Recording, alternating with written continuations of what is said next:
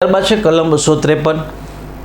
કસ્ટડીમાંથી નાસી ગયેલા અથવા જેને ગિરફ્તાર કરવાનો હુકમ થયો હોય તે ગુનેગારોને આશરો આપવા બાબત. હવે કસ્ટડીમાંથી નાસી ગયા હોય અથવા તો જેને ગિરફ્તાર કરવાનો હુકમ થયો હોય તે ગુનેગારને આશરો આપવા બાબત. એટલે માની લો કોઈ આરોપી કે કોઈ કેદી છે એ જેલમાંથી ભાગી ગયો હોય અથવા તો કોર્ટે તારીખ માલી ગઈ હોય એની જાપ્તામાંથી ભાગી ગયો હોય, આવા કિસ્સામાં એ નાસી ગયેલો આરોપી ગણાશે. અથવા તો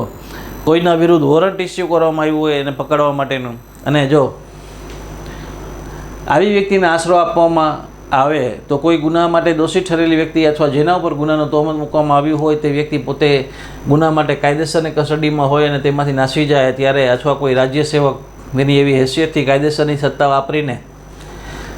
અમુક વ્યક્તિને ગુના માટે ગિરફ્તાર કરવાનો હુકમ હોય ત્યારે તે વ્યક્તિને નાસી ગયાનું અથવા તેને ગિરફ્તાર થયાનો હુકમ જાણવા છતાં તેને ગિરફ્તાર થતી અટકાવવા ઈરાદાથી જે વ્યક્તિ તેને આશરો આપે, છુપાવે, તેને નીચે પ્રમાણે શિક્ષા કરવામાં આવશે. હવે શિક્ષા કઈ કઈ કરવામાં આવશે એની છણાવટ કરવામાં આવી છે. જે ગુના માટે તે વ્યક્તિ કસ્ટડીમાં હોય અથવા તેની ગિરફ્તારી કરવાનો હુકમ થયો હોય તે ગુનો મોતની સજાને પાત્ર હોય તો તેને 7 વર્ષ સુધી, એટલે કોઈ એવો આરોપી છે કે જેને મોતની સજાને પાત્ર ગુનો કર્યો છે અને એ નાસી ગયો છે, કસ્ટડીમાંથી જેલમાંથી નાસી ગયો હોય, જાપ્તામાંથી નાસી ગયો હોય અને બીજી કોઈ પણ રીતે પેરોલ જમ્પ કરીને નાસી ગયો હોય, અને જો એવી વ્યક્તિને આશરો આપવામાં આવે તો 7 વર્ષ સુધીની સજાની જોગવાઈ છે મિત્રો, અને દંડની પણ જોગવાઈ કરવામાં આવી છે. આ સજા સખત અથવા સાદી પણ હોઈ શકે. એવી જ રીતે આજીવન કેદ અથવા 10 વર્ષ સુધીની સજાની જોગવાઈ હોય ને એવા આરોપીને જો આશરો આપવામાં આવે તો 3 વર્ષની સજાની જોગવાઈ છે, અને એ સખત અથવા સાદી હોઈ શકે. દંડની પણ જોગવાઈ છે. અને જો ગુનો છે એ 10 વર્ષથી ઓછી મુદ્દતનો હોય અને 1 વર્ષથી વધુ મુદ્દતનો હોય તો આવા કિસ્સામાં જે મેક્સિમમ સજા હોય એના 1/4 ભાગની સજા કરવામાં આવશે, અને દંડની પણ જોગવાઈ છે જે મેં અગાઉ સમજૂતી આપી એ રીતે.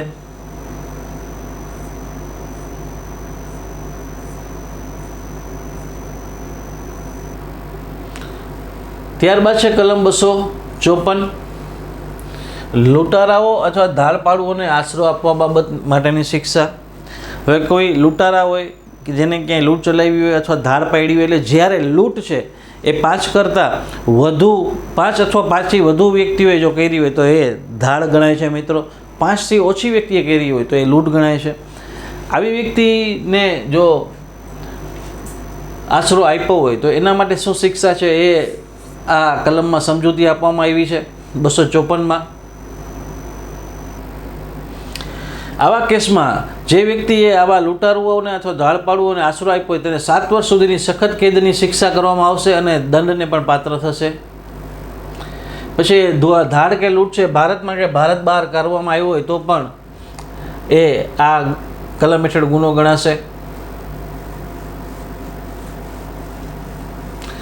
હવે આ આશરો જે આપવાની બાબત છે એ માની લો પતિ અથવા પત્ની દ્વારા આપવામાં આવ્યો હોય, જીવનસાથી દ્વારા, તો એ આપવામાં આવશે તો એમાં આ કલમ હેઠળ ગુનો ગણાશે નહીં મિત્રો, એવી સ્પષ્ટતા કરવામાં આવી છે.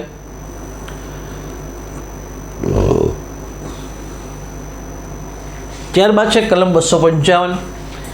કોઈ વ્યક્તિને સજામાંથી બચાવવાના અથવા કોઈ મિલકતો જપ્ત થતી બચાવવાના ઈરાદાથી રાજ્ય સેવકે કાયદાના આદેશની અવગણના કરવા બાબત.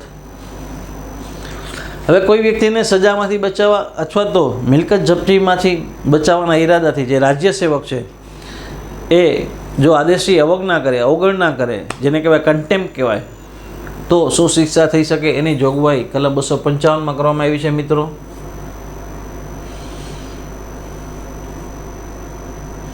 આવા કિસ્સામાં 2 વર્ષ સુધીની સજાની જોગવાઈ છે જે સાદી પણ હોઈ શકે અને સખત પણ હોઈ શકે, અને દંડની પણ જોગવાઈ કરવામાં આવી છે. એટલે કોઈ પણ રાજ્ય સેવક છે એ કોર્ટનો આદેશ હોય, માની લ્યો કોઈને સજા કરવાનો, અને એને આદેશ હોવા છતાં એને ખબર જ છે કે ફલાણી જગ્યાએ છે, તેમ છતાં એને પકડતા નથી, અથવા તો કાયદા મુજબ કોઈ પોલીસવાળાની એક ફરજ છે કે ભાઈ કોઈ પણ ગેરકાયદેસરનું કૃત્ય થતું અટકાવવું અને એની નજરની સામે કોઈ ગેરકાયદેસરનું કૃત્ય થતું હોય નહીં, અટકાવે નહીં, તો એ કાયદાના દિશા સૂચનોની અવગણના કરે છે એવું ગણાશે મિત્રો. આવા કિસ્સામાં 2 વર્ષ સુધીની સજાની જોગવાઈ છે.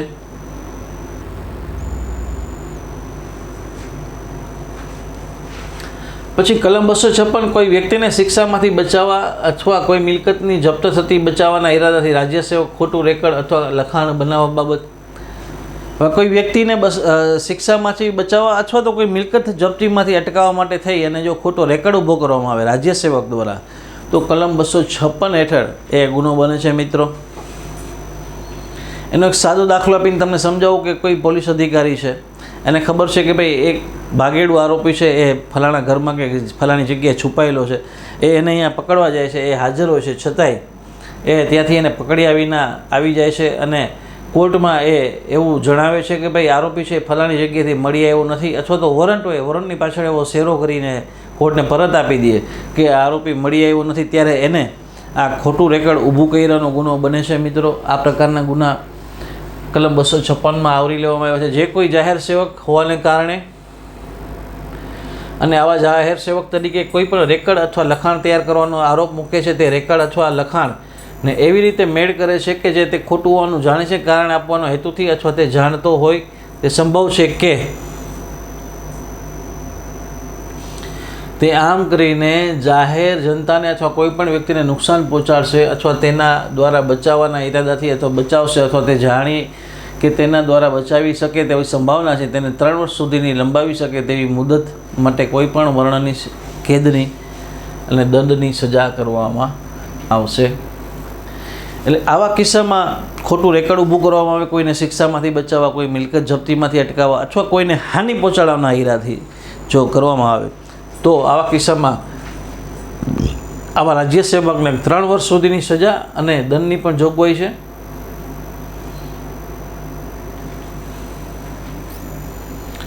કલમ 257 ન્યાયિક કાર્યવાહીમાં રાજ્ય સેવકે ભ્રષ્ટતાપૂર્વક કાયદાથી વિપરીત રિપોર્ટ વગેરે કરવા બાબત.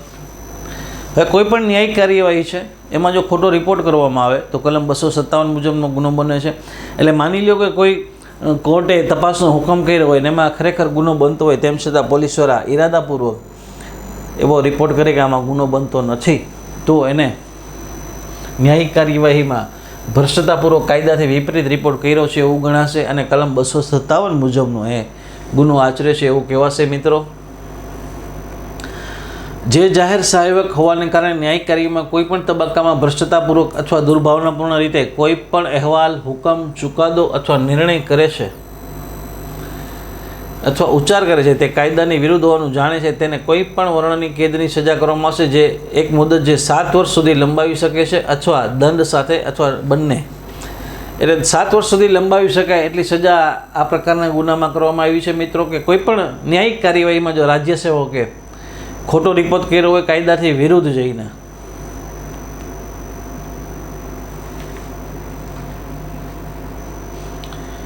ત્યારબાદ છે પોતે કાયદાથી વિપરીત રીતે વર્તે છે એમ જાણતી હોય એવી અધિકાર ધરાવતી વ્યક્તિએ કોઈને ઇન્સાફી કાર્યવાહી માટે અથવા અટકાયતમાં મોકલવા માટેની બાબત. હવે કોઈ રાજ્ય સેવક છે પોતે કાયદાથી વિપરીત વર્તે છે એમ જાણતી હોય અને એવા અધિકાર ધરાવતી વ્યક્તિએ કોઈને ઇન્સાફી કરવા માટે અથવા અટકાયતમાં મોકલવા માટે કે જાણે છે કે ભાઈ આ ખરેખર ખોટું થઈ રહ્યું છે, તેમ છતાં એ કોઈને પકડે અને એને અટકાયતમાં મોકલે, તો આવા કિસ્સામાં જે કોઈ પણ વ્યક્તિ અજમાયશ માટે અથવા કેદમાં રાખવા અથવા વ્યક્તિને કેદમાં રાખવાની કાયદેસરની સત્તા આપે છે, તે કોઈ પણ ઓફિસમાં રહીને ભ્રષ્ટ અથવા દૂષિત રીતે કોઈ પણ વ્યક્તિને અજમાયશ માટે અથવા કેદમાં રાખવા માટે અથવા કવાયતમાં કોઈ પણ વ્યક્તિને કેદમાં રાખે છે, તેને સત્તાધિકારીને એમ જાણીને કે આમ કરવાથી તે કાયદાની વિરુદ્ધ કામ કરી રહ્યો છે, તેને 7 વર્ષ સુધીની મુદત માટે કોઈ પણ વર્ણની એટલે સાદી અથવા સખત કેદની સજા થઈ શકે છે અને દંડ પણ થઈ શકે છે મિત્રો. એટલે ખોટી રીતે જો કોઈને કેદમાં મોકલવામાં આવશે અધિકારી દ્વારા તો આવા કિસ્સામાં 7 વર્ષ સુધીની સજાની જોગવાઈ છે. કલમ 258માં એની છણાવટ કરવામાં આવી છે મિત્રો.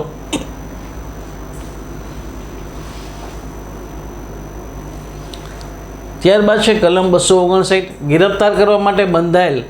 રાજ્ય સેવકે ઇરાદાપૂર્વક ગિરફ્તાર ન કરવા બાબત. એટલે કોઈ વ્યક્તિ છે એક અટક કરવા માટે કાયદેસર રીતે બંધાયેલી છે, તેમ છતાં એ રાજ્ય સેવક કે પોલીસવાળો છે એ આરોપીની અટક કરતો નથી, તો આવા કિસ્સામાં કોઈ જાહેર સેવક હોવાને કારણે આવા જાહેર સેવક તરીકે કાયદેસર રીતે બંધાયેલા હોય અથવા ગુના માટે ધરપકડ કરવા માટે જવાબદાર હોય તેવી કોઈ પણ વ્યક્તિને પકડવા અથવા કેદમાં રાખવા માટે ઈરાદાપૂર્વક આવી વ્યક્તિને પકડવાનું છોડી દે અથવા ઈરાદાપૂર્વક આવી વ્યક્તિને છટકી જવા માટે અથવા ઈરાદાપૂર્વક આવી વ્યક્તિને કેદમાંથી છટકી જવા અથવા છટકવામાં મદદ કરે તો તેને સજા કરવામાં આવશે.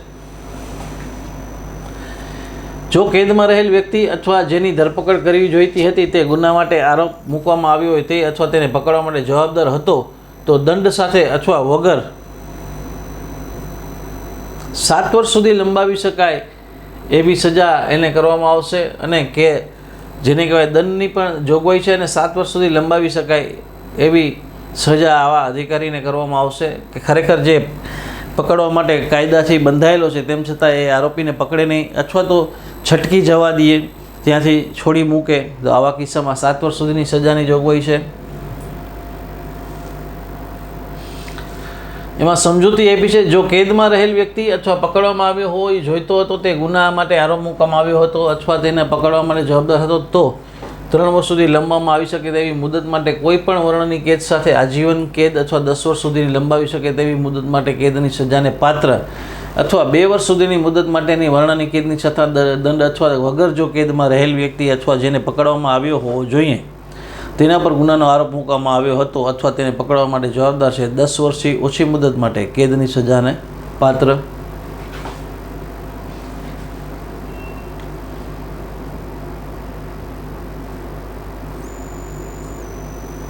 ત્યારબાદ છે કલમ 260.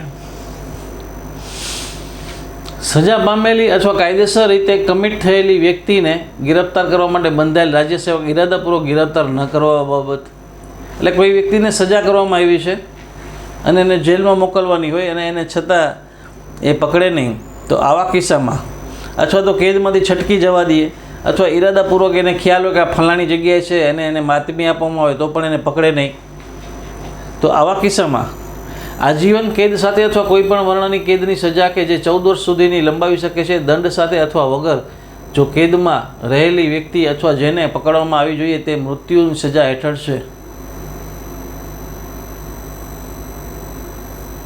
અદાલતની સજા દ્વારા અથવા ફેરફારના આધારે જો કેદમાં હોય અથવા જેને પકડવામાં આવવો જોઈએ તે દંડની સાથે અથવા દંડ વિના 7 વર્ષ સુધી.